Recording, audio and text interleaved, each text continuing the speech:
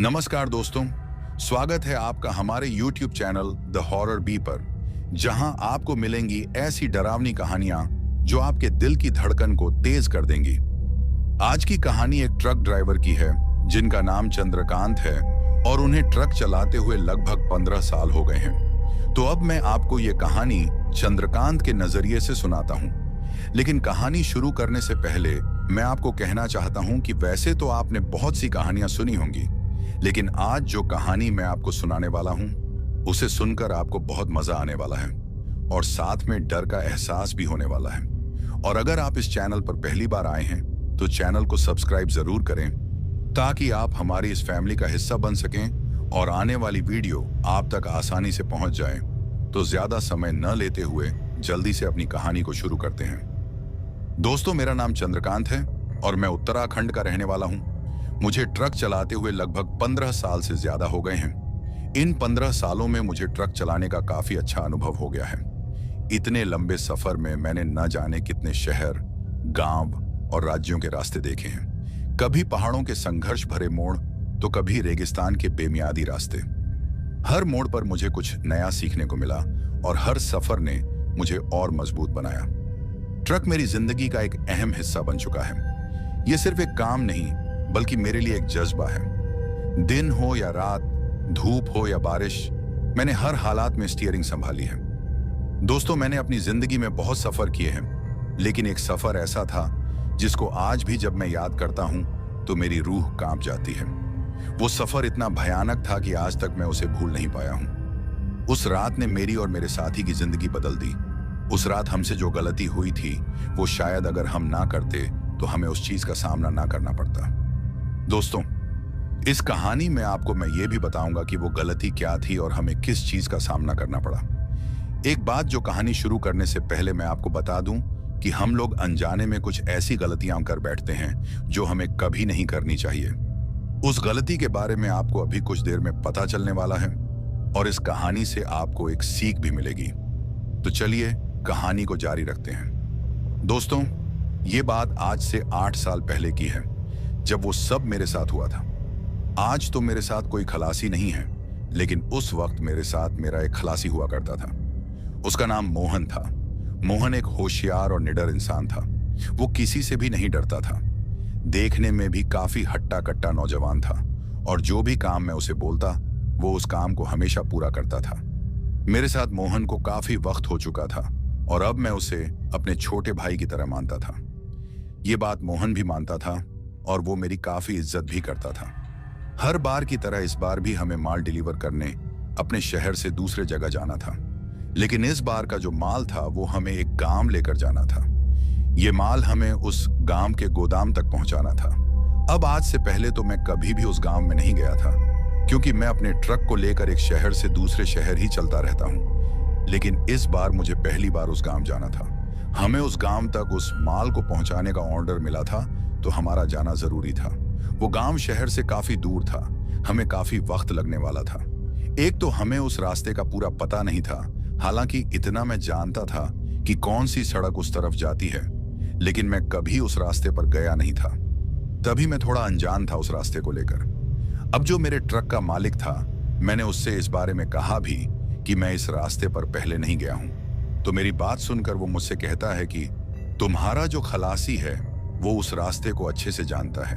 अब मालिक की बात सुनकर जब मैंने अपने खलासी मोहन से पूछा तो उसने मुझे बताया कि हाँ उस्ताद, मैं उस रास्ते को जानता हूँ। और वो मुझसे ये भी कहता है कि आपसे पहले मैं जिस ड्राइवर के साथ काम करता था उस ड्राइवर के साथ मैं 1 से 2 बार उस गांव तक गया हूँ। अब जब मोहन के मुंह से मैं ये बात सुनता हूँ तो मुझे थोड़ी तसल्ली हो जाती है कि चलो, मोहन उस रास्ते को अच्छे से जानता है। अब टेंशन करने की कोई बात नहीं। उसके बाद मैं अपने ट्रक को माल लोड करने के लिए लगवा लेता हूँ। अब जब तक माल लोड हो रहा था तब तक मैं और मोहन थोड़ी बहुत बातें करते हैं। अब बातों बातों में मोहन से मैं पूछता हूँ कि हमें कितना वक्त लगेगा उस गांव तक पहुंचने में। तो मेरी बात सुनकर वो मुझसे कहता है कि उस्ताद, वो गांव तो यहाँ से काफी दूर है, हमें काफी वक्त लगेगा वहां पहुंचने में, लेकिन आप फिक्र मत करो, रास्ता अच्छा है। और वो मुझसे ये भी कहता है कि उस्ताद, गांव जाने का जो रास्ता है वो जंगल के बीचों बीच से गुजरता है। अब उसकी बात सुनकर मैं उससे कहता हूं कि फिर तो हमें जल्दी से निकलना होगा, क्योंकि एक तो तुम कह रहे हो कि रास्ता लंबा है और जंगल से होता गुजरता है। हमें इस माल को सही सलामत पहुंचाना होगा। दोस्तों, अब आप ये सोच रहे होंगे कि मैं ये सब क्यों बोल रहा हूं, तो आपको बताता चलूं कि कुछ महीने पहले उसी गांव की तरफ जाते एक ट्रक को लुटेरों ने लूट लिया था, और जो ड्राइवर उस ट्रक को चला रहा था उसे भी उन लुटेरों ने काफी मारा था। यही सब सोचकर मुझे थोड़ी टेंशन हो रही थी। अब मेरी बात सुनकर मेरा खलासी मुझसे कहता है कि उस्ताद, आप टेंशन मत लो, मैं आपके साथ हूं, मुझे सब पता है उस रास्ते के बारे में। तो उसकी बात सुनकर मैं उसे भी उस ट्रक के हादसे के बारे में बताता हूं जो कुछ महीने पहले हुआ था। तो मेरी बात सुनकर वो मुझसे कहता है कि उस्ताद, उस बात को बीते तो अब काफी वक्त हो गया है, आप यूं ही टेंशन ले रहे हो। उस हादसे के बाद कितनी गाड़ियां उस रास्ते पर गईं, लेकिन आज तक कोई और हादसा मैंने नहीं सुना। और वो मुझसे ये भी कहता है कि लुटेरों का क्या है उस्ताद, आज वो एक रास्ते पे तो कभी दूसरे रास्ते होते हैं। अब उस दिन उस ड्राइवर की किस्मत खराब थी जो उस बेचारे के साथ ये सब हुआ था। मोहन की बात सुनकर मैं उससे कहता हूं कि जो हादसा उस ट्रक ड्राइवर के साथ हुआ था, क्या वो दिन को हुआ था? तो मेरी बात सुनकर मोहन मुझसे कहता है कि नहीं उस्ताद, वो हादसा रात के वक्त हुआ था। अब जब ये बात मैं अपने खलासी के मुंह से सुनता हूं तो मुझे थोड़ी टेंशन होने लगती है। उसके बाद मैं मोहन से कहता हूं कि तुम अभी कुछ देर पहले कह रहे थे कि तुम उस गांव में दूसरे ड्राइवर के साथ माल पहुंचाने 1 से 2 बार गए हो, तो क्या तुम दिन को गए थे या रात को? तो मेरी बात सुनकर वो मुझसे कहता है कि दिन के वक्त गया था उस्ताद। लेकिन आप ये सब क्यों पूछ रहे हो? तो मोहन की बात सुनकर मैं उससे कहता हूं कि मुझे कुछ ठीक नहीं लग रहा मोहन, आज पहली बार मेरा मन बेचैन है। तो मेरी बात सुनकर मोहन कहता है कि आप टेंशन मत लो उस्ताद, कुछ नहीं होगा, आप ज्यादा मत सोचो, बस हम दोनों यही सब बातें कर रहे थे। फिर मैं उससे कहता हूं कि ठीक है, अगर तुम कहते हो तो सब ठीक ही होगा। अब कुछ देर बाद ट्रक में माल लोड हो जाता है। माल लोड होने के बाद मैं मोहन से कहता हूं कि चलो मोहन, अब हमें देर नहीं करनी चाहिए। तो मेरी बात सुनकर वो मुझसे कहता है कि हाँ उस्ताद, आप ठीक बोल रहे हो, वैसे भी अभी हमें काफी सफर करना है, चलो फिर निकलते हैं। उसके बाद मैं अपना ट्रक स्टार्ट करता हूं और हम लोग वहां से माल लेकर निकल जाते हैं। हम दिन के 5 बजे वहां से माल लेकर निकलते हैं। अब आप में से बहुत लोग ये सोच रहे होंगे कि दिन के 5 बजे ही क्यों, मैं जल्दी भी तो निकल सकता था। तो आपको बताता चलूं कि मैंने एक माल की डिलीवरी अपने शहर में भी की थी और मैं सुबह 10 बजे अपने शहर पहुंचा था। अब वो वाला माल पहले खाली किया, उसके बाद मुझे ये दूसरा ऑर्डर मिल गया और फिर ये वाला माल लोड करवाया, तो तभी मुझे निकलने में इतनी देर लग गई थी। यही हम ट्रक वालों की जिंदगी है। हमें जैसे कोई ऑर्डर मिलता है, हम न रात देखते हैं न दिन, बस अपना माल उठाकर उसे सही जगह पहुंचाना ही हमारा काम होता है। खैर, उसके बाद हम अपने सफर पर निकल जाते हैं। रास्ते में मोहन और मैं काफी बातें करते हैं। मोहन काफी दिलचस्प इंसान था, वो कभी इधर की तो कभी उधर की बातें करता और मुझे वो काफी हंसा भी रहा था। लेकिन शायद यही हंसी अब बहुत जल्द एक डर में बदलने वाली थी, लेकिन हम दोनों इस बात से अनजान थे। शायद हमें इस बात का पता ही नहीं था कि कोई ऐसी बला है जो हमारा इंतजार कर रही है और आज की जो रात आने वाली है वो हम पर काफी भारी पड़ने वाली है। खैर, सफर अच्छा जा रहा था, सब कुछ नॉर्मल लग रहा था। अब कुछ देर तक सफर करने के बाद मेरा जो खलासी मोहन है वो मुझसे कहता है कि उस्ताद, क्यों ना किसी ढाबे पर ट्रक को रोककर खाना खा लिया जाए। तो मोहन की बात सुनकर मैं उससे कहता हूं कि तुम पागल हो गए हो क्या, अभी कौन सा टाइम है खाना खाने का, आगे कहीं खा लेंगे। तो मेरी बात सुनकर मोहन मुझसे कहता है कि उस्ताद, अभी 6 तो बजने ही वाले हैं और अंधेरा भी कुछ वक्त के बाद होने ही वाला है। दोस्तों, ये वक्त सर्दियों का था और आप सबको तो पता ही है कि सर्दियों के वक्त कितनी जल्दी रात हो जाती है। उसके बाद मोहन मुझसे ये भी कहता है कि उस्ताद, खाना खा लेते हैं, क्योंकि यहां से कुछ दूर आगे चलने के बाद उस गांव की तरफ जाने वाली सड़क आने वाली है। उस रास्ते पर आपको कोई भी ढाबा नहीं मिलेगा और जब तक हम उस गांव तक नहीं पहुंच जाते, हम रास्ते में रुक भी नहीं सकते, क्योंकि आपको भी पता है और मुझे भी कि लुटेरों का काफी डर है उस रास्ते पर। इसलिए कह रहा हूं उस्ताद, खाना खा लेते हैं। अब मोहन की बात सुनकर मुझे भी उसकी बात ठीक लगती है और मैं मान जाता हूं। उसके बाद थोड़ा आगे चलने के बाद हमें एक ढाबा नजर आ जाता है और हम लोग अपना ट्रक उस ढाबे के बाहर लगाकर उस ढाबे के अंदर चले जाते हैं। उसके बाद हम लोग खाने का ऑर्डर देते हैं और फिर कुछ देर में खाना आ जाता है। अब खाना खाते खाते मैं मोहन से कहता हूँ कि खाना जल्दी जल्दी खाओ, हमें अभी बहुत सफर करना है और ज्यादा देर करना हमारे लिए सही नहीं रहेगा। और फिर मैं उससे ये भी कहता हूँ कि मुझे वैसे भी कुछ ठीक नहीं लग रहा, अभी भी मेरा मन बहुत बेचैन है। मेरी बात सुनकर मोहन मुझसे कहता है कि उस्ताद, आप बेकार की टेंशन ले रहे हो, कुछ नहीं होगा। मोहन को देखकर ऐसा लग रहा था जैसे उसे किसी चीज की फिक्र ना हो। जैसा कि मैंने आपको पहले ही बताया है कि मोहन एक निडर और मस्त मौला इंसान है। अब उसको इस तरीके से बेखौफ देखकर मैं भी थोड़ा बेफिक्र हो जाता हूँ और फिर सोचने लगता हूँ कि क्या यार चंद्रकांत, तुम ऐसे ही फालतू में डर रहे हो, जो होना होगा होकर रहेगा। मेरे फिक्र करने से कुछ बदलने वाला तो नहीं है और मैं ऐसे ही फिक्र कर रहा हूं, कुछ नहीं होगा। अच्छा सोचोगे तो अच्छा ही होगा, मैं खुद को तसल्ली दे रहा था। लेकिन शायद मेरे मन में जो बेचैनी चल रही थी वो कहीं ना कहीं सच्ची थी। खैर, हम लोग जल्दी से अपना खाना खत्म कर लेते हैं और फिर जल्दी से अपने ट्रक में चढ़ जाते हैं। उसके बाद मैं फिर से अपने ट्रक को स्टार्ट करता हूं और अपनी मंजिल की तरफ निकल जाता हूं। ढाबे से निकलने के बाद हम लोग फिर से बातें करने लग जाते हैं। खाना खाने के बाद अब रात पूरी तरह से पसर चुकी थी। मैं भी सोच रहा था कि हमने बिल्कुल सही किया खाना खाकर, क्योंकि मोहन के बोलने के मुताबिक जहां हम जा रहे हैं वहां हमें कोई भी होटल उस रास्ते में मिलने वाला नहीं था। अब ढाबे से निकले हमें काफी वक्त हो गया था। तभी वो रास्ता हमें दिखाई देता है जो उस गांव की तरफ जाता था, मतलब जहां हमें जाना था। उस रास्ते को देखकर मेरा खलासी मोहन मुझसे कहता है, उस्ताद देखो ये बाएं तरफ वाला जो रास्ता है जो हाईवे से अलग होता नजर आ रहा है, इसी तरफ हमको जाना है। तो मोहन की बात सुनकर मैं उससे कहता हूं, मुझे पता है मोहन कि यही रास्ता है। तो मेरी बात सुनकर वो मुझसे कहता है, उस्ताद आप तो बोल रहे थे कि आप उस गांव में पहले कभी नहीं गए, फिर आप इस रास्ते को कैसे जानते हो? तो मोहन की बात सुनकर मैं उससे कहता हूं, हाँ मैं पहले कभी उस तरफ नहीं गया, लेकिन मुझे इतना पता है कि ये रास्ता उस गांव की तरफ जाता है, क्योंकि एक बार यहीं इसी जगह एक आदमी ने मुझसे लिफ्ट मांगी थी और जब मैंने उसे लिफ्ट दी थी तो उसने खुद को उस गांव का बताया था और उसने मुझसे कहा था कि ये रास्ता मेरे गांव की तरफ जाता है। उसी आदमी से ही मुझे उस हादसे के बारे में पता चला था जब उस ट्रक को लुटेरों ने लूटा था, और तब उस ट्रक को लूटे हुए सिर्फ 1 महीना ही हुआ था। तभी मैं इस रास्ते के बारे में जानता हूं कि ये रास्ता उस तरफ जाता है, हालांकि मैं कभी गया नहीं हूं। लेकिन आज हमारी किस्मत देखो, हमें आज माल लेकर इसी रास्ते से जाना पड़ रहा है। मेरी बात सुनकर मोहन मुझसे कहता है, तभी मैं सोचूं कि आपको कैसे पता कि ये रास्ता उस तरफ जाता है। खैर, उसके बाद हम अपने ट्रक को उस गांव की तरफ जाने वाले रास्ते की तरफ मोड़ लेते हैं। लेकिन शायद हमें इस बात का अंदाजा नहीं था कि उस तरफ जाकर हम कितनी बड़ी गलती कर रहे हैं और आगे चलकर हमारे साथ क्या होने वाला है, इस बात से हम दोनों अनजान थे।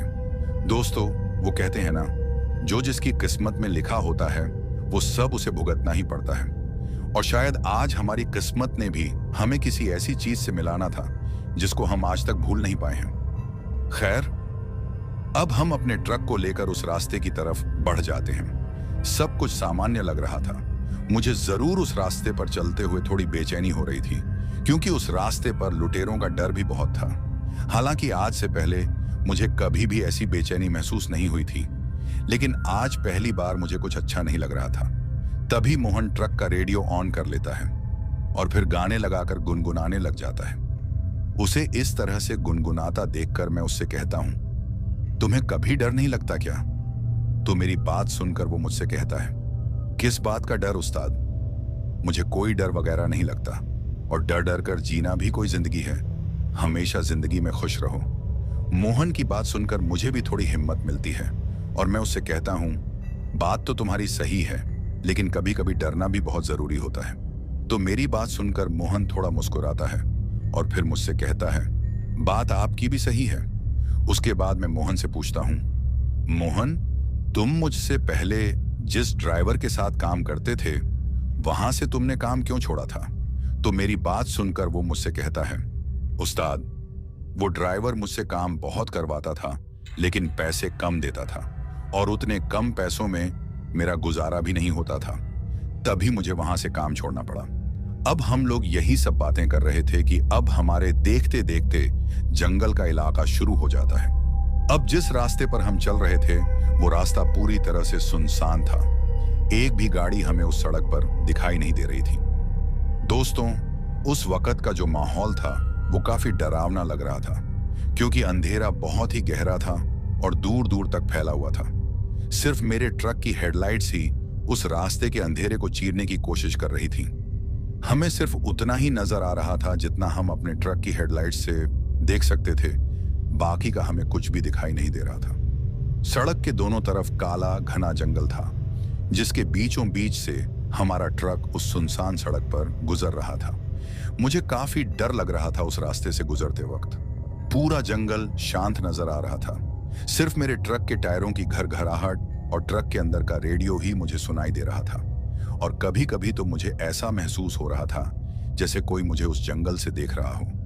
इतना डरावना माहौल मैंने पहले कभी महसूस नहीं किया था। लेकिन वहीं अगर मैं मोहन की बात करूं तो वो अभी भी रेडियो में लगे गानों को गुनगुना रहा था। उसे ऐसा माहौल देखकर भी कोई फर्क नहीं पड़ रहा था। खैर, अब इन सब बातों को नजरअंदाज करते हुए मैं अपनी ड्राइविंग पर ध्यान देता हूं और अपने ट्रक की स्पीड को थोड़ा तेज कर लेता हूं ताकि हम जल्दी से अपनी मंजिल पर पहुंच जाएं। लेकिन शायद मंजिल पर पहुंचने से पहले हमारे साथ कुछ ऐसा होने वाला था जिससे हम दोनों अनजान थे। खैर, अभी तक सब कुछ सामान्य लग रहा था, लेकिन फिर हमारे साथ कुछ ऐसा होता है जिसके बारे में हमने कभी सोचा ही नहीं था। मतलब कि अभी हम लोग अपने सफर की तरफ बढ़ ही रहे थे कि अचानक से एक जोरदार धमाका हमें सुनाई देता है।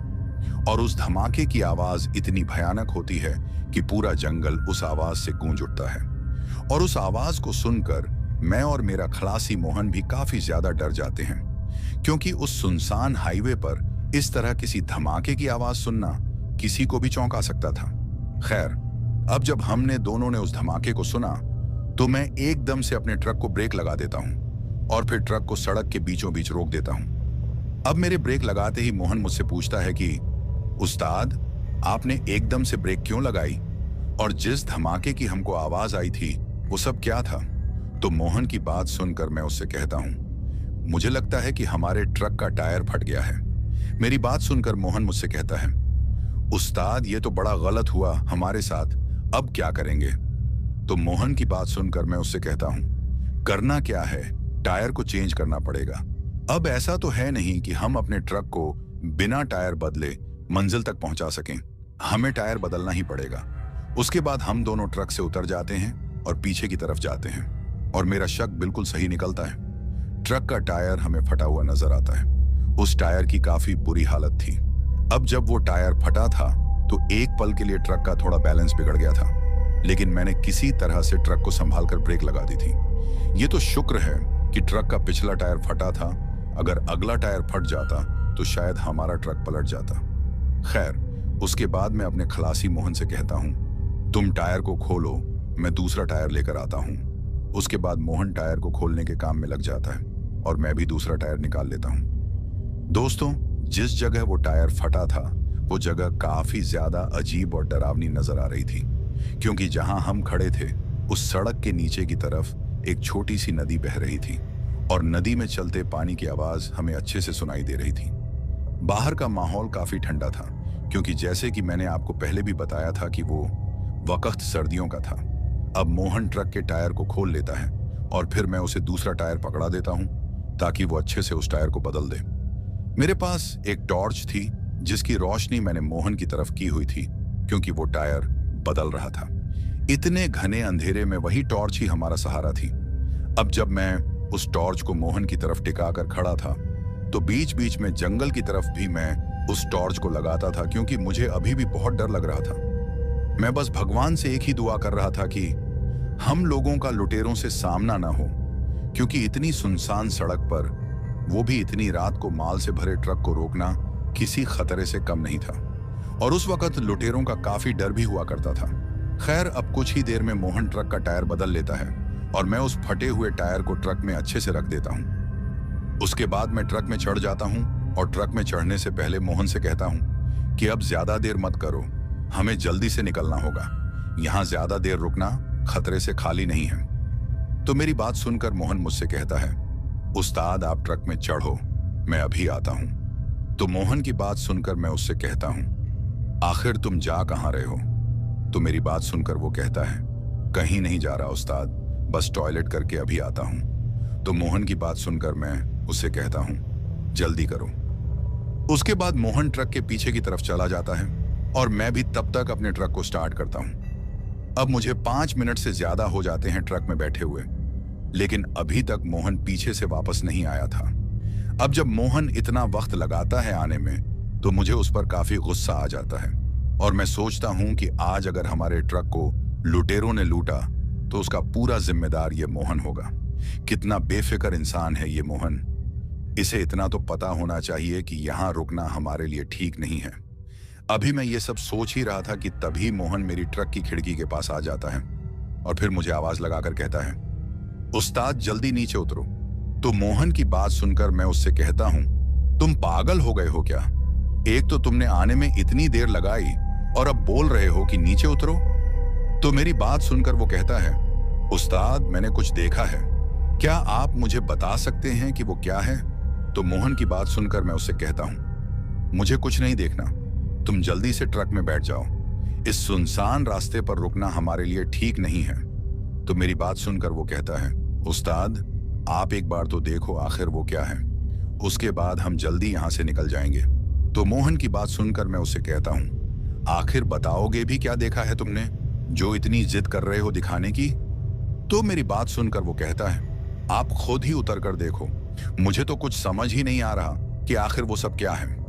अब मोहन की इतनी जिद करने पर मैं ट्रक को बंद कर देता हूं और फिर से टॉर्च को जलाकर ट्रक से नीचे उतर जाता हूं। उतरने के बाद मैं मोहन से कहता हूं, तुम भी ना छोटे बच्चे की तरह जिद करते हो, अब दिखाओ मुझे क्या देखा है तुमने। तो मेरी बात सुनकर वो कहता है, उस्ताद मेरे पीछे आओ, मैं आपको दिखाता हूं कि आखिर मैंने क्या देखा है।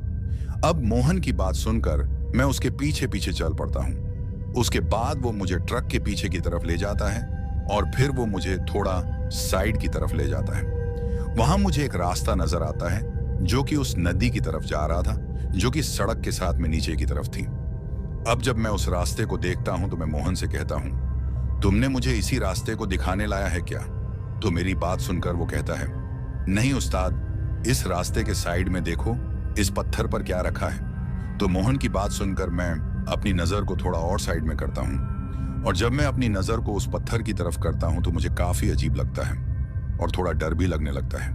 उस नजारे को अगर कोई आम आदमी देख ले तो वो काफी डर जाएगा। दोस्तों, अब जैसे ही मैं अपनी टॉर्च को उस पत्थर की तरफ करता हूं तो मैं देखता हूं कि 4 से 5 नींबू मुझे नजर आते हैं जिन पर सिंदूर डाला गया है और उन नींबुओं के साथ में मांस के कुछ टुकड़े रखे हुए थे। वो जो मांस के टुकड़े हमें नजर आ रहे थे वो खून से भरे पड़े थे। ऐसा लग रहा था जैसे वो मांस किसी ताजा जानवर का हो। इतना ही नहीं दोस्तों, एक काले रंग की गुड़िया भी मुझे नजर आती है जो कि उन नींबुओं के ऊपर लेटी हुई थी। अब जब ये सब मैं देखता हूं तो मुझे काफी अजीब लगता है और कहीं ना कहीं मुझे डर भी लग रहा था। तभी मेरा खलासी मोहन मुझसे कहता है, उस्ताद ये सब क्या है? तो मोहन की बात सुनकर मैं उससे कहता हूं, यहां से जल्दी निकलो, अब यहां ज्यादा देर रहना ठीक नहीं है। ये जरूर किसी ने कोई काला जादू किया है और ये सारी सामग्री जितनी भी मुझे नजर आ रही है ये सब काले जादू की सामग्री है। जरूर इस गांव में कोई काला जादू करता होगा क्योंकि बहुत से गांवों में लोग इन तंत्र मंत्रों में खोए रहते हैं, लेकिन हमें इससे क्या मतलब। चलो जल्दी, अब यहां एक पल भी रुकना ठीक नहीं होगा। तो मेरी बात सुनकर मोहन हंसता है और मुझसे कहता है, क्या उस्ताद आप भी इन बातों पर विश्वास करते हो? मैं इन बातों को नहीं मानता, ये सब झूठी अफवाहें हैं। तो मोहन की बात सुनकर मैं उसे कहता हूं, तुम मानो या ना मानो, लेकिन मैंने बचपन में अपनी दादी से सुना था कि बहुत से लोग रात के समय ये काला जादू करते हैं और जो भी सामग्री यहाँ पड़ी हुई थी इनका उपयोग वो लोग करते हैं। मेरी दादी हमेशा मुझसे कहती थी कि कहीं भी अगर तुमको ऐसी कोई भी चीज नजर आए तो उससे हमेशा दूर रहना। तभी मैं तुमको बोल रहा हूं, इन चीजों से दूर रहो, आओ चलते हैं। अब मेरी बात सुनकर मोहन उसको एक मजाक के रूप में लेता है और मुझसे कहता है, क्या उस्ताद, मैंने तो सोचा भी नहीं था कि आपकी तरह का इंसान इन बातों पर विश्वास करता है। तो उसकी बात सुनकर मैं उससे कहता हूं, मुझे अब इस बारे में कोई बात नहीं करनी, चलो जल्दी ट्रक में चलते हैं। तो मेरी बात सुनकर वो मुझसे कहता है, उस्ताद 1 मिनट रुको, अब देखो मैं क्या करता हूं। तो उसकी बात सुनकर मैं उससे कहता हूं, तुम क्या करने वाले हो? कोई भी गलती मत करना, चुपचाप ट्रक में बैठ जाओ। तो मेरी बात को नजरअंदाज करके मोहन एक गलती कर बैठता है, और वो गलती इतनी खतरनाक होती है कि जिसका खामियाजा हमें आगे चलकर भुगतना पड़ता है। दोस्तों, मेरे काफी बार मना करने के बावजूद भी मोहन एक गलती कर देता है, और वो गलती ये होती है कि मोहन पहले तो उस पत्थर के पास जाता है और फिर एक जोरदार लात उस पत्थर पर पड़े नींबू और उस गुड़िया को मार देता है, जिसकी वजह से वो नींबू और वो गुड़िया वहां से गिरकर उस रास्ते से काफी नीचे पहुंच जाते हैं। अब जब मोहन ऐसा करता है तो उसको इस तरीके से करता देख मुझे काफी गुस्सा आ जाता है और मैं उसे काफी डांटता हूं, लेकिन मेरी डांट का उस पर कोई असर नहीं होता और वो मुझसे कहता है, उस्ताद लो, हो गया काला जादू खत्म। मोहन अभी भी उस बात को मजाक में ले रहा था, काफी हंस भी रहा था। उसके बाद मोहन मुझसे कहता है, उस्ताद छोड़ो इस बात को, चलो अब चलते हैं। मोहन की बात सुनकर मैं भी ट्रक की तरफ आ जाता हूं और फिर मैं ट्रक में चढ़ जाता हूं। मेरे चढ़ने के बाद मोहन भी ट्रक में चढ़ जाता है, लेकिन शायद मोहन को इस बात का अंदाजा नहीं था कि उसने कितनी बड़ी गलती कर दी है और इसकी सजा अब वो सारी उम्र भुगतने वाला है। उसके बाद मैं अपने ट्रक को स्टार्ट करता हूं और फिर हम लोग आगे की तरफ निकल जाते हैं। अभी हम लोग वहां से आगे की तरफ चले ही थे कि अचानक से मुझे महसूस होता है जैसे ट्रक का जो लोड था वह और भी भारी हो गया है। दोस्तों, ऐसा मुझे महसूस हो रहा था। हालांकि ट्रक में जो माल था वह भी काफी भरा हुआ था, लेकिन मुझे ऐसा लग रहा था जैसे ट्रक ओवरलोड हो गया है, क्योंकि अभी कुछ देर पहले जब मैं ट्रक को चला रहा था, मतलब कि ट्रक के टायर फटने से पहले, तब मुझे ऐसा नहीं लग रहा था। लेकिन जब से हमने ट्रक का टायर बदला और हम लोग उस जगह को छोड़कर आगे बढ़े जिस जगह पर वो नींबू वगैरह हमें दिखे थे, तब से मुझे अपना ट्रक काफी भारी महसूस हो रहा था। अब ये चीज एक ट्रक ड्राइवर ही महसूस कर सकता है कि ट्रक अचानक से भारी हुआ या नहीं। उसके बाद मैं ये बात अपने खलासी मोहन से कहता हूं कि मोहन यार, मुझे ऐसा क्यों लग रहा है जैसे हमारे ट्रक का जो लोड था वो बढ़ गया है। तो मेरी बात सुनकर वो मुझसे कहता है, लोड तो पहले से ही है उस्ताद, आपको ऐसे ही महसूस हो रहा है। और वो मुझसे ये भी कहता है कि आपको अभी भी उन लुटेरों की टेंशन है कि कहीं वो हम पर हमला ना कर लें, और आपको जल्दी से माल पहुंचाने की भी टेंशन है। शायद तभी आपको ऐसा लग रहा है। मोहन की बात सुनकर मुझे भी ऐसा लगता है कि शायद ये सही बोल रहा है, लेकिन कहीं ना कहीं मेरा मन ये सब मानने से मना कर रहा था, क्योंकि ट्रक का जो लोड था वो सच में ज्यादा हो गया था। खैर, अब मैं इस बात को नजरअंदाज करके अपनी ड्राइविंग पर ध्यान देता हूं। हम जैसे जैसे आगे बढ़ रहे थे, रास्ता और भी सुनसान और डरावना होता जा रहा था। मेरे दिमाग में बस यही चल रहा था कि कहीं मैंने इस रास्ते पर आकर कोई गलती तो नहीं कर दी, और मैं ये भी सोच रहा था कि अब आगे से मैं कभी भी इस तरफ तो कभी नहीं आऊंगा। अभी मैं ये सोच ही रहा था कि मोहन रेडियो को फिर से ऑन करता है और फिर से गाने लगाने लगता है। उसके रेडियो ऑन करते ही मैं सोचता हूं कि मोहन ने यह ठीक ही किया कि रेडियो ऑन कर लिया, नहीं तो मेरे दिमाग में ऐसे भी उल्टे सीधे ख्याल आ रहे थे। अब हम दोनों रेडियो में चलते गाने सुन रहे थे और मोहन उन गानों को गुनगुना रहा था। अब कुछ देर तक तो सब ठीक रहता है, लेकिन फिर कुछ देर में सब एकदम से बदल जाता है। मतलब कि मोहन, जो कि रेडियो में लगे गाने गुनगुना रहा था, अब अचानक से उसने गुनगुनाना बंद कर दिया। अब जब मोहन एकदम से चुप हो जाता है तो पहले तो मुझे ये सामान्य बात लगती है, लेकिन फिर जब मैं उससे कुछ पूछता हूं कि आखिर क्या हो गया मोहन, तुम एकदम से शांत क्यों हो गए, तो मेरी बात सुनकर मोहन ने कोई भी जवाब नहीं दिया।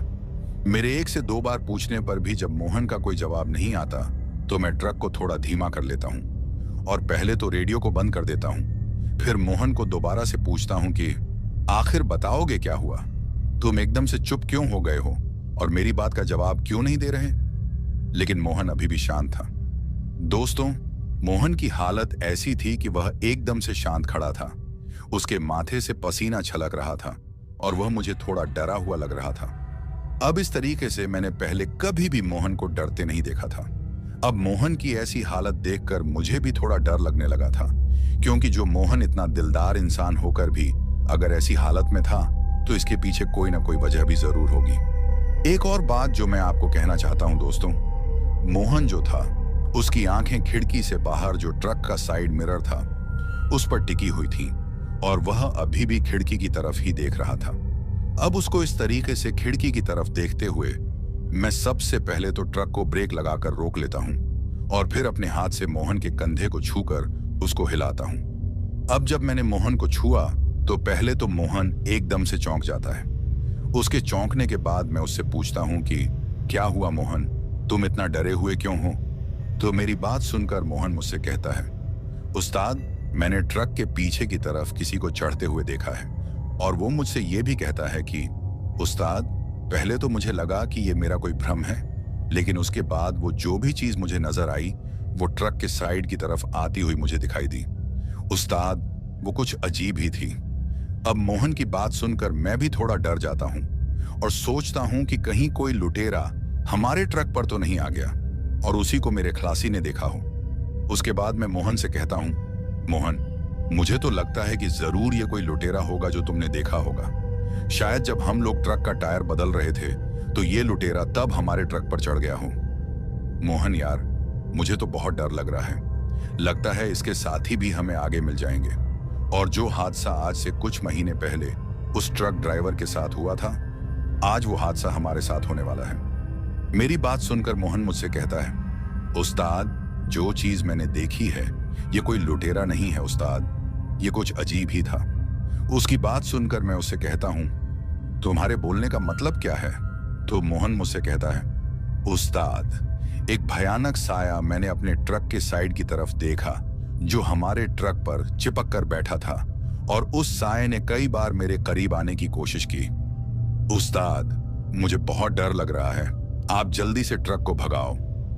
मोहन की बात सुनकर मुझे थोड़ा अजीब लगता है और मैं सोचता हूं कि कहीं मोहन मुझे डराने की कोशिश तो नहीं कर रहा या फिर मुझसे कोई मजाक कर रहा हो, क्योंकि मोहन तो किसी भी चीज से नहीं डरता था। अब ऐसा कौन सा साया इसने देख लिया जो ये सब मुझसे कह रहा है? मुझे इतना तो पता था कि मोहन भूत प्रेतों पर विश्वास नहीं करता और ना मैं इन बातों पर विश्वास करता हूं। उसके बाद मैं मोहन से कहता हूं, तुम्हें मैं ही मिला हूं पागल बनाने को? आगे ही इस रास्ते पर इतना डर है और तुम भी मुझे डराने की कोशिश कर रहे हो? तो मेरी बात सुनकर वो मुझसे कहता है, उस्ताद, मैं झूठ नहीं बोल रहा, आप मेरी बात का विश्वास करो। तो मोहन की बात सुनकर मैं उससे कहता हूं, अगर तुम्हारी बात सच्ची है तो मुझे दिखाओ, कहां है वो साया? तो मेरी बात सुनकर वह कहता है, उस्ताद, अभी कुछ देर पहले यहीं मेरी खिड़की के पास मुझे नजर आया था। अब उसकी बात सुनकर एक पल के लिए मुझे लगता है कि हो सकता है इसने जरूर किसी लुटेरे को ही देखा हो, क्योंकि मोहन इतना भी झूठ मुझसे नहीं बोल सकता।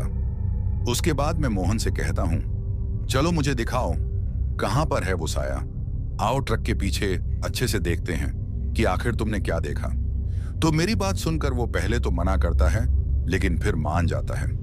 उसके बाद मैं और मोहन ट्रक से नीचे उतर जाते हैं, लेकिन उतरने से पहले मैं अपनी सीट के नीचे की तरफ एक रॉड को निकाल लेता हूं ताकि अगर कोई लुटेरा हो तो उससे बचने के लिए कोई ना कोई हथियार तो होना ही चाहिए। यही सब सोचकर मैं उस रॉड को निकाल लेता हूं और फिर हम दोनों ट्रक से उतरकर ट्रक के पीछे की तरफ चले जाते हैं। अब जैसे ही हम ट्रक के पीछे की तरफ पहुंचते हैं, हमें कुछ भी नजर नहीं आता। ट्रक पूरी तरह से तिरपाल से ढका हुआ था और ऐसी कोई भी चीज हमें वहां नजर नहीं आती जो मोहन ने मुझसे कही थी। अब ये सब देखकर मैं मोहन से कहता हूं कि जरूर तुम्हारे साथ कोई वहम हुआ है, अगर यहाँ कोई होता तो हमें जरूर दिख जाता। मेरी बात सुनकर मोहन भी काफी हैरान था। उसे कुछ समझ ही नहीं आ रहा था कि आखिर जो भी उसने देखा वो एकदम से कहां चला गया। उसके बाद मैं मोहन से कहता हूं, अब जल्दी से ट्रक में चढ़ो, यहां रुकना ठीक नहीं है।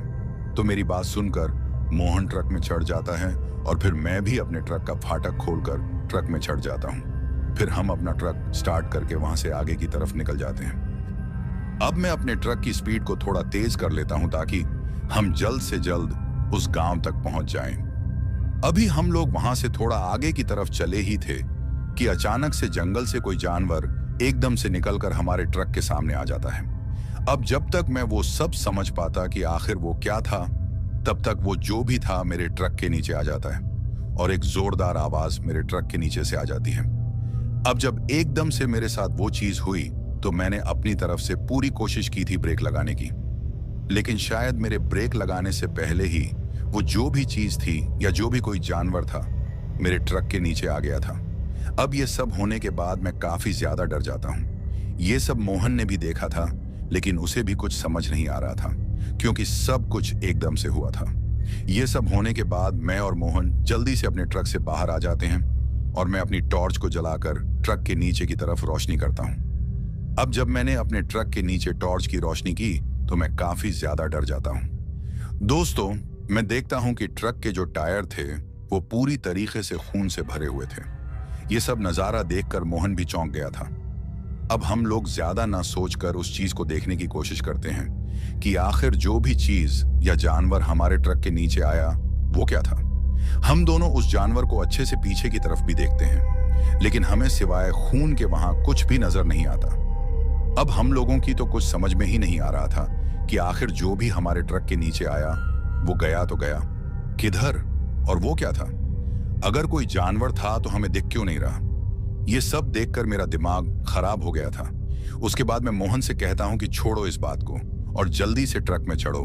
उसके बाद मोहन और मैं हम दोनों ट्रक में चढ़ जाते हैं और अपने ट्रक को स्टार्ट करके जितनी जल्दी हो सके वहां से निकल जाते हैं। अब गांव तक पहुंचने में हमें थोड़ा ही समय लगने वाला था। उसके बाद हम लोग अपनी मंजिल की तरफ बढ़ते रहते हैं। अब वहां से चले हमें 2 से 3 मिनट ही हुए होंगे कि मोहन फिर से डर जाता है और थोड़ा चीख कर मुझसे कहता है, उस्ताद, वो साया फिर से मुझे दिख रहा है। उस्ताद, ट्रक को तेज करो, वो हमारे पीछे ही आ रहा है। अब उसकी बात सुनकर मुझे कुछ समझ ही नहीं आ रहा था कि उसकी बात पर यकीन करूं या नहीं। लेकिन जो भी अब तक हमारे साथ उस रास्ते में हुआ था उन सब को सोचकर मुझे थोड़ा थोड़ा विश्वास हो भी रहा था, लेकिन पूरी तरह से अभी भी मैं इस बात को नहीं मान रहा था कि जो भी मोहन मुझसे कह रहा है क्या वो सच है। अब जब मोहन को 1 से 2 बार वो साया फिर से नजर आता है तो मोहन अपनी सीट से उठकर मेरी सीट के पीछे आ जाता है। उसको इस तरीके से मैंने पहले कभी भी डरता नहीं देखा था। अब जब मोहन मेरे पीछे आ जाता है तो मैं उससे कहता हूं कि क्या हो गया, तुम यहां मेरे पीछे क्यों आ गए। तो मेरी बात सुनकर वो मुझसे कहता है, उस्ताद, वो साया हमारे ट्रक पर फिर से सवार हो गया है और वो दिखने में काफी भयानक नजर आ रहा है। अब उसकी बातें सुनकर मुझे उस पर विश्वास होने लगा था, क्योंकि मोहन अगर इतना डरा है तो जरूर इसके पीछे कोई बात होगी। खैर, मोहन के पीछे आ जाने के बाद मैं उससे कहता हूं कि तुम फिक्र मत करो, आराम से बैठो और खुद को संभालो।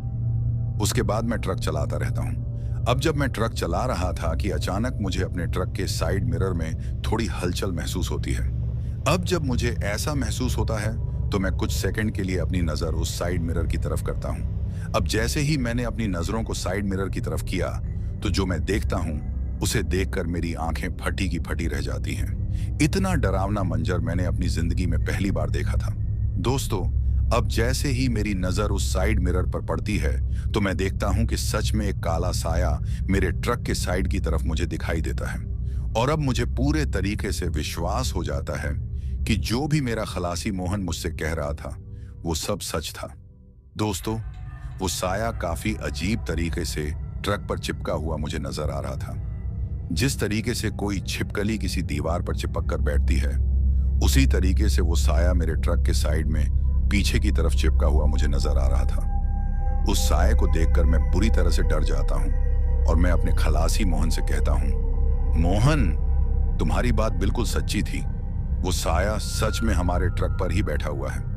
मेरी बात सुनकर मोहन और भी डर जाता है और रोते हुए मुझसे कहता है, उस्ताद, कुछ भी करो, मेरी जान बचा लो। मोहन की बात सुनकर मैं एकदम से शांत हो गया था, क्योंकि मुझे कुछ भी समझ नहीं आ रहा था कि आखिर उस साये से कैसे बचा जाए।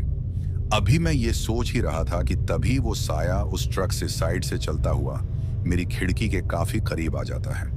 और जब वो साया मेरे ट्रक की खिड़की के पास आ जाता है तो उस चीज को देखकर मेरी हालत काफी ज्यादा खराब हो जाती है।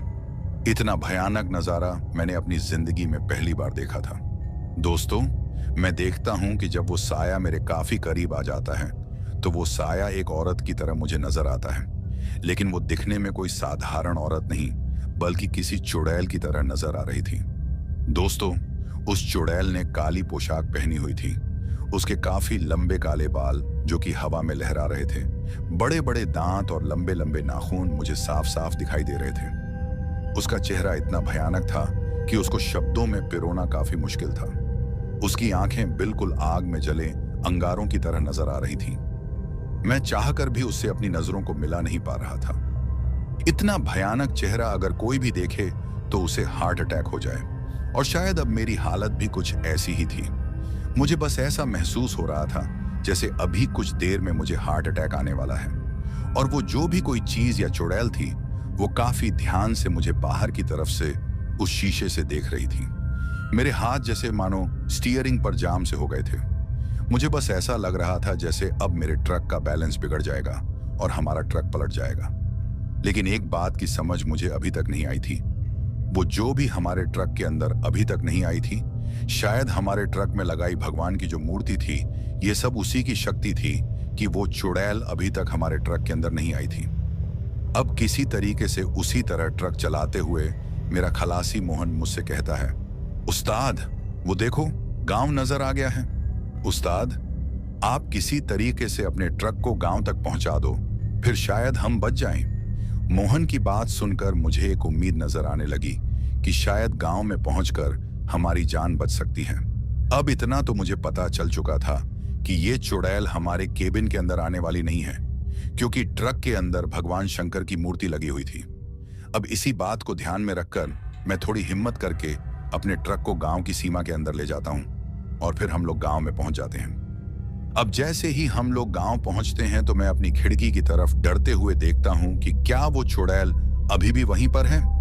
लेकिन जैसे ही मैं अपने ट्रक के साइड मिरर में देखता हूं तो मुझे उस तरफ कोई भी नजर नहीं आता। मोहन अभी भी मेरी सीट के पीछे ही बैठा हुआ था। उसके बाद मोहन मुझसे कहता है कि उस्ताद, क्या अभी भी वो साया आपको दिख रहा है? तो मोहन की बात सुनकर मैं उससे कहता हूं कि नहीं, मुझे अब कोई भी नजर नहीं आ रहा। मेरी बात सुनकर मोहन चैन की सांस लेता है, और फिर मुझे भी थोड़ी तसल्ली मिल चुकी थी कि चलो उस चीज से कहीं पीछा छूटा। लेकिन शायद हम गलत थे, क्योंकि अभी भी हम लोगों का पीछा नहीं छूटा था। दोस्तों, उसके बाद हम लोग अपना माल लेकर उस गोदाम में पहुंच जाते हैं, लेकिन गोदाम बंद हो चुका था। अब हमें सुबह का इंतजार करना था। उसके बाद मैं और मेरा खलासी मोहन उस गोदाम के बाहर ट्रक लगाकर पूरी रात उसी ट्रक में बिताते हैं, क्योंकि हम जानते थे कि जब तक हम इस ट्रक के अंदर हैं, हम सुरक्षित हैं। वो पूरी रात हम उस ट्रक से बाहर नहीं आए, और फिर हम लोग ट्रक के अंदर ही सो गए थे। उसके कुछ समय के बाद सुबह हो जाती है, और फिर हम लोग अपना माल डिलीवर करके वापस लौट जाते हैं। अब दिन के वक्त तो हमारे साथ कुछ नहीं होता है, लेकिन हम दोनों अभी भी उस रात को भूले नहीं थे। उसके बाद हम लोग वापस आ जाते हैं। अब वापस आकर मैं अपने मालिक से कहता हूं कि 1 से 2 दिन का मुझे काम नहीं करना है, क्योंकि मुझे अपने घर पर कुछ जरूरी काम है। तो मेरी बात सुनकर मेरे ट्रक का मालिक मान जाता है। दोस्तों, मुझे कोई भी जरूरी काम नहीं था, लेकिन मुझे आराम की सख्त जरूरत थी, क्योंकि मेरा बदन पूरी तरह से टूट रहा था। मुझे ऐसा महसूस हो रहा था जैसे मैं बीमार होने वाला हूं। उसके बाद मैं मोहन से भी कहता हूं कि तुम भी 1-2 दिन आराम करो, उसके बाद हम काम पर आएंगे। तो मेरी बात सुनकर वो भी हामी भरता है। उसके बाद मैं अपने घर चला जाता हूं, और घर पहुंचकर वही होता है जो मैंने सोचा था। मतलब कि मैं काफी बीमार हो जाता हूं। मेरी हालत काफी बिगड़ चुकी थी। काफी तेज बुखार मुझे आ रहे थे। ये सब देखकर मेरी बीवी काफी ज्यादा डर जाती है। कोई भी दवा मुझ पर असर नहीं कर रही थी। दोस्तों, जब भी मैं रात को सोता, मुझे वो चुड़ैल अपने सामने हंसते हुए नजर आती, और मैं पूरी रात चीखता रहता था। अब जब ऐसी हालत मेरी बीवी देखती है, तो वो थोड़ा बहुत तो समझ ही गई थी कि ये बात सामान्य नहीं है। उसके बाद वो मुझसे पूछती है कि आखिर आपके साथ कोई ऐसी वैसी घटना तो नहीं हुई थी जिसकी वजह से आपकी ऐसी हालत हुई है? दोस्तों, मैंने अपनी बीवी को अभी तक इस बारे में नहीं बताया था, लेकिन उसके काफी ज्यादा जोर देने पर और अपनी बिगड़ती हालत देखकर मैं सब कुछ अपनी बीवी को बता देता हूं। मेरी बात सुनकर वो काफी ज्यादा डर जाती है, और अपने हाथ को अपने मुंह पर रखकर काफी ध्यान से मेरी तरफ देखती है, और फिर मुझसे कहती है कि आपको ये बात मुझसे पहले बोल देनी चाहिए थी। फिर मैं उससे कहता हूं कि तुम इस बात को सुनकर डर जाती, तभी मैंने तुमसे ये बात छुपाई। उसके बाद वो मुझे आराम करने को कह देती है। मेरी हालत हर दिन खराब होती जा रही थी। मेरी आंखों के नीचे काले घेरे बन गए थे। अभी मैं आराम कर ही रहा था कि अचानक मेरे माथे पर किसी का हाथ आता है, और जब मैं अपनी आंखें खोलता हूं तो मैं एक तांत्रिक को अपने सामने देखता हूं। उस तांत्रिक को मेरी बीवी लेकर आई थी। उसके बाद मेरी बीवी मुझसे कहती है कि आप फिक्र मत करो, ये तांत्रिक बाबा आपको ठीक कर लेंगे। उसके बाद वो तांत्रिक मुझसे कहता है कि बहुत बड़ी गलती कर ली है तुम लोगों ने, वो तुम्हें नहीं छोड़ने वाली। तुमने उसकी सामग्री को भंग किया है और वो काफी क्रोधित भी है। तो उस तांत्रिक की बात सुनकर मैं उससे कहता हूं कि बाबा, मैंने तो कुछ भी नहीं किया, बाबा मुझे बचा लो। तो मेरी बात सुनकर वो मुझसे कहता है, तुम चाहते तो अपने साथी को वो सब करने से रोक सकते थे। तो उस तांत्रिक की बात सुनकर मैं उससे कहता हूं कि बाबा, मैंने काफी रोका भी था उसे ये सब करने से, लेकिन उसने मेरी बात नहीं सुनी। तो मेरी बात सुनकर वो मुझसे कहता है कि तभी तो उसके किए की सजा उसे मिल रही है। अब उस तांत्रिक की बात सुनकर मुझे कुछ समझ नहीं आ रहा था, लेकिन तभी मेरी बीवी उस तांत्रिक के कदमों में गिर जाती है और उसे कहती है कि बाबा, मेरे पति को बचा लो। तो मेरी पत्नी की इस तरह की विनती करने के बाद वो मान जाता है और फिर कुछ मंत्र उच्चारण करता है।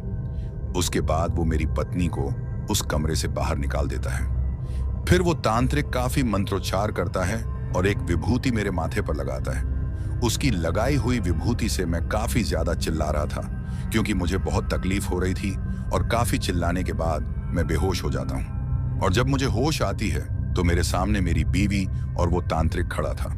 उसके बाद वो मुझसे कहता है कि अब तुम बहुत जल्द ठीक हो जाओगे, लेकिन आइंदा इन बातों का ख्याल रहे कि दोबारा ऐसी गलती ना हो पाए।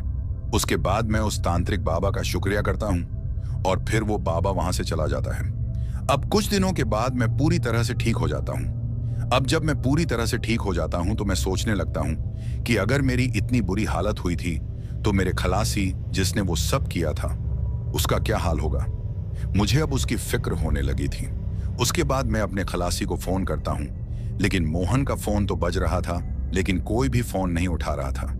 अब मेरे काफी बार फोन करने पर मोहन की पत्नी फोन उठाती है, और जब मैं उससे पूछता हूँ कि मोहन किधर है, वो फोन क्यों नहीं उठा रहा, तो उसकी पत्नी काफी जोरों से रोती है। अब उसके ऐसा रोने पर मैं काफी डर जाता हूँ कि कहीं उसे कुछ हो तो नहीं गया। मेरे ज्यादा जोर देने पर उसकी पत्नी मुझसे कहती है कि उनकी हालत काफी ज्यादा खराब हो गई है, न वो बात करते हैं और अब तो उन्होंने खाना पीना भी छोड़ दिया है। उसकी बात सुनकर मैं फौरन मोहन से मिलने के लिए उसके घर चला जाता हूँ, और जब मैं वहां पहुंचता हूं तो जो मैं देखता हूं उसे देखकर मेरी आंखें फटी की फटी रह जाती हैं। दोस्तों, मैं देखता हूं कि मोहन की हालत काफी ज्यादा खराब थी। हट्टा कट्टा मोहन अब एक सूखी लकड़ी की तरह हो गया था। उसका पूरा शरीर काफी पिचक चुका था। इतना कमजोर उसे मैंने पहले कभी नहीं देखा था। उसको देखकर बस ऐसा लग रहा था जैसे ये बस आज या कल का ही दिन निकालेगा। उसकी इतनी बुरी हालत देखकर मुझे काफी दुख हो रहा था, लेकिन शायद इसका जिम्मेदार वो खुद ही था। उसे उस जगह पड़ी हुई सामग्री को लात नहीं मारनी चाहिए थी। हालांकि मैंने उसे रोका भी था, लेकिन मेरी बात का उस पर कोई भी असर नहीं हुआ था। दोस्तों, एक बात और जो मैं आपको बता दूं, मोहन ने जिस लात से उस सामग्री को मारा था वो टांग और पैर पूरी तरह से सड़ चुका था, और डॉक्टरों ने उसकी वो टांग काट ली थी। बेचारे मोहन की इतनी बुरी हालत थी कि मैं आपको बता भी नहीं सकता। उसकी बीवी काफी जोर जोर से रो रही थी और उसके 2 बच्चे भी रो रहे थे। अब उनकी ये हालत देखकर मुझे उन पर काफी दया आती है, लेकिन मैं कुछ कर भी तो नहीं सकता था। लेकिन तभी मुझे याद आया कि जिस तांत्रिक ने मुझे ठीक किया है, अगर वो मोहन की कुछ मदद कर सके तो कम से कम इन बच्चों से इनके बाप का सहारा तो नहीं छूटेगा। खैर, उसके बाद मैं वापस लौट जाता हूँ और अपनी पत्नी से मोहन के बारे में सब कुछ बताता हूँ। मेरी पत्नी को भी यह सुनकर काफी दुख होता है, क्योंकि वो भी मोहन को अपने भाई की तरह मानती थी।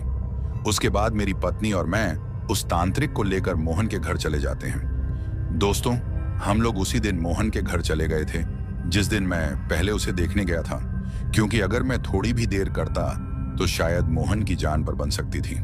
अब वहां पहुंचकर वो तांत्रिक हम सबको मोहन के कमरे से बाहर निकालता है और फिर कमरा बंद करके अंदर कुछ मंत्र उच्चारण करने लग जाता है। अब कुछ देर बाद मोहन की चीखें उस कमरे से बाहर हमें सुनाई दे रही थीं। वो सिर्फ अपनी माफी की गुहार लगा रहा था कि मुझे माफ कर दो, दोबारा मैं कभी भी ऐसी गलती नहीं करूंगा। और फिर हम लोगों को काफी भयानक चीखें मोहन की सुनाई देती हैं। अब लगभग 1 घंटे के बाद वो तांत्रिक उस कमरे से बाहर निकलता है और हमसे कहता है कि अब ये ठीक हो जाएगा, लेकिन इसे पूरी तरह ठीक होने में काफी महीने लग सकते हैं। उस तांत्रिक की बात सुनकर मोहन की बीवी और हम सब उसका धन्यवाद करते हैं। उसके बाद वो तांत्रिक हमसे कहता है कि अगर कहीं भी अनजाने में ऐसी कोई भी चीज हमें दिखे जो सामान्य नजर ना आए तो हमें उससे दूरी बनानी चाहिए। उसके बाद हम सब उस तांत्रिक की बात मानकर हामी भरते हैं और फिर वो तांत्रिक वहां से चला जाता है। मोहन को 6 महीनों से ज्यादा का समय लग जाता है ठीक होने में, लेकिन आज मोहन पूरे तरीके से ठीक हो गया है। उसने अब खलासी का काम छोड़कर एक दुकान पकड़ ली है और अब मोहन उसी दुकान को चलाकर अपने परिवार का पालन पोषण करता है। दोस्तों, इस कहानी से हमें ये सीख मिली कि कहीं भी अगर अनजाने में आपको कोई ऐसी सामग्री नजर आती है जो आपको लगता है कि किसी तंत्र मंत्र या काले जादू से जुड़ी हुई है, तो गलती से भी उसके पास न जाएं, न ही उसे छूने की कोशिश करें। क्योंकि अगर आप लोग ऐसा करते हो तो हो सकता है आपकी खुशहाल जिंदगी मौत से भी बदतर हो जाए।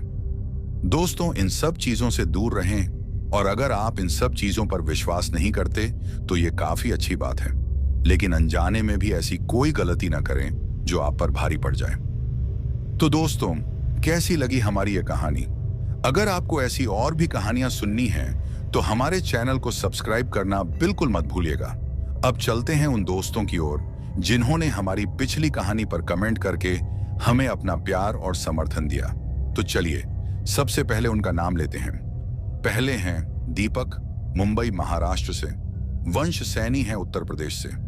अभय वढ़ेर हैं गिर गुजरात से। रबिन लामा हैं सऊदी अरब से।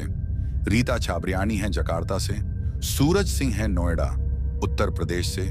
सनी हैं दिल्ली से। कौशल हैं मथुरा उत्तर प्रदेश से। प्रसेनजीत मनसी हैं बिष्णुपुर उत्तर दिनाजपुर से। राज पासवान हैं फाजिल नगर उत्तर प्रदेश से। फरहान पठान हैं कानपुर से। परितोष हैं दरभंगा बिहार से। हर्षी हैं रतलाम मध्य प्रदेश से आरण के। सागर हैं दिल्ली से। गुरी हैं इटली से। आसिफ खान हैं सारंगपुर उत्तर प्रदेश से। विक्रम ठाकुर हैं कबीरधाम छत्तीसगढ़ से। आकाश हैं हिंगोली महाराष्ट्र से। अक्सम खान हैं जौनपुर उत्तर प्रदेश से। कृष्णा काजले हैं नासिक महाराष्ट्र से। सुब्रत ब्रह्मा हैं काठमांडू नेपाल से। सूरज हैं उमरोंसो असम से। गोपी बहादुर हैं पंजाब से। पवन कुमार हैं उत्तर प्रदेश से। विपिन कुमार हैं दिल्ली से। प्रदीप हैं मुंबई से। नीलेश चौहान हैं छत्रपति संभाजी नगर महाराष्ट्र से। दीपंकर मंडल हैं पश्चिम बंगाल से। अमन हैं दिल्ली से। अर्क प्रथीम हैं सिलीगुड़ी पश्चिम बंगाल से। लक्ष्मी मोहित हैं मुंबई से। साहिल हैं रामपुर से। रमन खुराना हैं पंजाब से। अनिल हैं सूरत गुजरात से। नितेश हैं दिल्ली से। कमल हैं कुल्लू मनाली हिमाचल प्रदेश से। दुर्गा बहादुर हैं नेपाल से। मनीष कुमार हैं जबलपुर मध्य प्रदेश से। विश्वजीत हैं असम से। आशीष हैं मिर्जापुर से। तुषार हैं पश्चिम बंगाल से। जयेश हैं मुंबई से। भावेश हैं गुजरात से। विशाल हैं पोखरा नेपाल से। अकरम हैं कटिहार से। इमरान खान हैं महाराष्ट्र से। मनोज हैं पुणे से। रीनू कुमारी हैं हरियाणा से। ज्योति हैं गोरखपुर से। अशोक आर्य हैं गाजियाबाद से। उमर हैं कर्नाटक से। शरीफ अंसारी हैं उत्तर प्रदेश से। देवेंद्र हैं चेन्नई से। अर्जुन हैं भोपाल से। पुन्नी टेलर हैं अमृतसर से। रमेश झवाली हैं नेपाल से। अजीत कुमार हैं दिल्ली से। बहादुर हैं नेपाल से। हरिकिशन सक्सेना हैं हरदोई से। और सबसे आखिर में हैं सुनील राम अनूपगढ़ से। दोस्तों, ये थे उन लोगों के नाम जिन्होंने हमारी पिछली कहानी पर कमेंट करके हमें बताया कि वो कहां से हमारी कहानियां सुनते हैं और उन्हें हमारी कहानी कैसी लगी। इसके साथ ही अगर किसी का नाम छूट गया हो तो वो कमेंट करके हमें जरूर बताना। आने वाली वीडियो में उनका नाम लिया जाएगा। दोस्तों, आप लोगों से मेरी एक शिकायत है और वो शिकायत ये है कि आप लोग कहानी तो पूरी सुनते हैं लेकिन वीडियो को लाइक नहीं करते। दोस्तों, इस बार मुझे पूरी उम्मीद है कि आप मेरी इस शिकायत को दूर करेंगे और वीडियो को लाइक जरूर करेंगे ताकि मुझे भी ये एहसास हो सके कि मेरी मेहनत आपको पसंद आ रही है। आपका एक लाइक मुझे और भी बेहतरीन कहानियां लाने का हौसला देता है। दोस्तों, दूसरी वीडियोस की तरह इस वीडियो पर भी अपना प्यार दिखाइए और मुझे सपोर्ट करिए, क्योंकि आप सबके सपोर्ट के कारण ही मैं यहां तक पहुंचा हूं और मुझे उम्मीद है कि आप लोगों के बलबूते ही एक दिन हमारी ये फैमिली काफी आगे तक जाएगी। चैनल पर अगर कोई नया है तो चैनल को सब्सक्राइब जरूर करें ताकि आप भी हमारी इस फैमिली का हिस्सा बन सकें। और जिन लोगों ने पहले से ही हमारे चैनल को सब्सक्राइब किया है, उन सभी का मैं तहे दिल से शुक्रगुजार हूं। इसके साथ ही मैं आप सबसे अलविदा कहना चाहता हूं। बाय दोस्तों।